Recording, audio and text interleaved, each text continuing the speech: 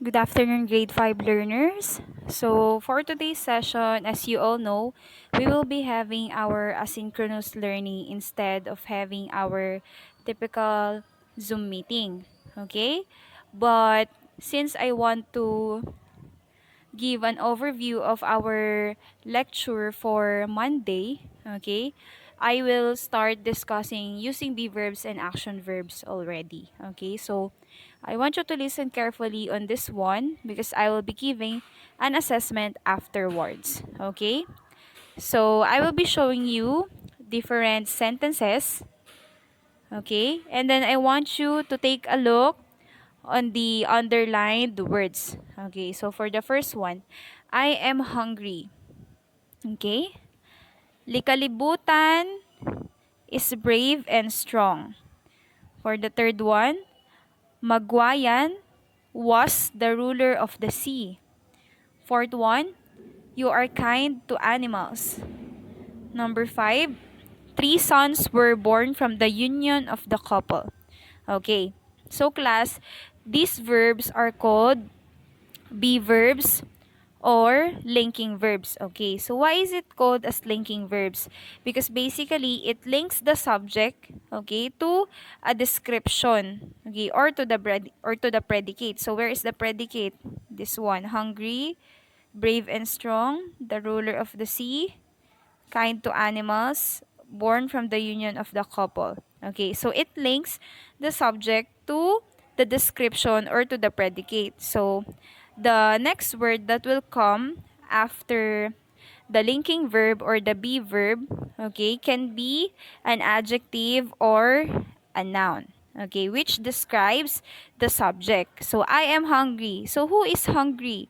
I. Okay, so it describes the subject. So basically, class, that is the purpose of a be verb, okay, or be verbs.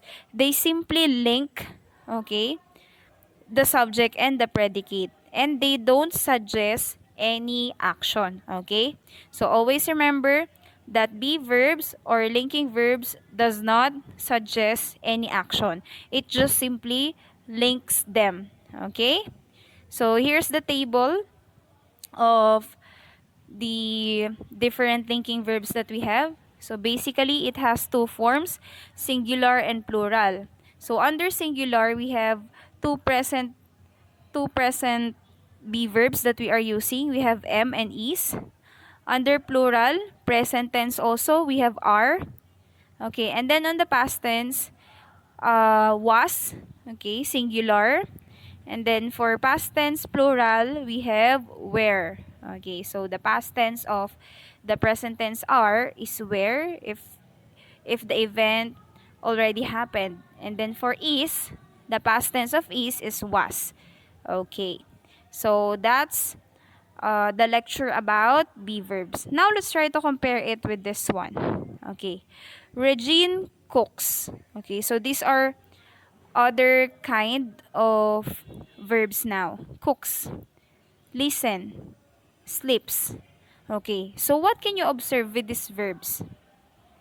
Okay, basically class, they immediately suggest an action. Okay, they suggest action that pertains to the subject. Okay, so we call these verbs as what?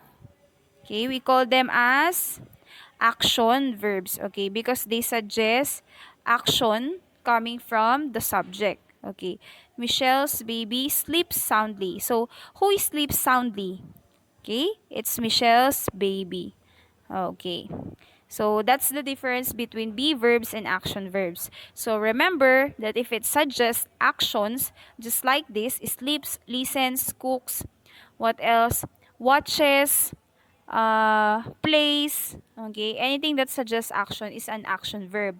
But if it only links the subject to the predicate, okay, or the description of the subject, it is basically a be verb or linking verb. Okay, always remember that.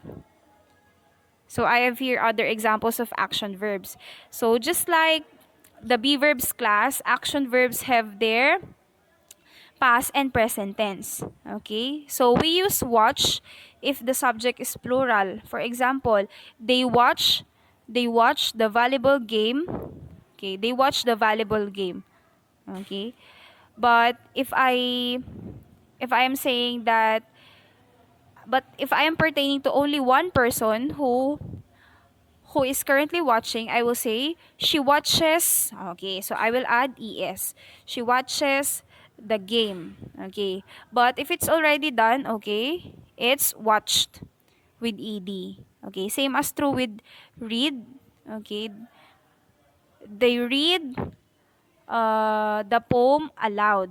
Okay, she reads, okay, the poem aloud. If it's just singular, he reads the poem aloud. And if it's in the past, okay, it's the same spelling with read, but you pronounce this as read.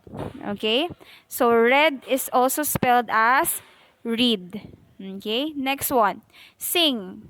Okay, they sing their favorite song. Okay, so you use sing for plural subjects, and then sings if it's singular. She sings her favorite song. And then sang, of course, it's for past tense. Okay. Write, writes, and then wrote. Run, okay.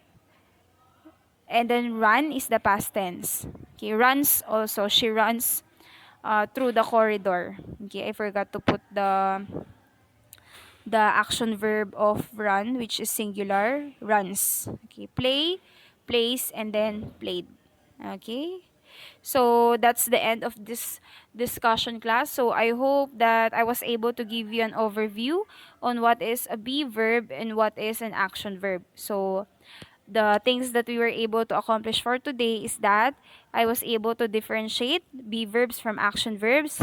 I was also able to give examples of each, and I was also able to present the different tables that belong to these types. Okay, so the assessment will be posted after this video. So make sure that you watch this one before you proceed with the assessment. Okay, so goodbye, grade 5, and I'll see you on Monday through our live or through our Zoom meeting. Okay, goodbye.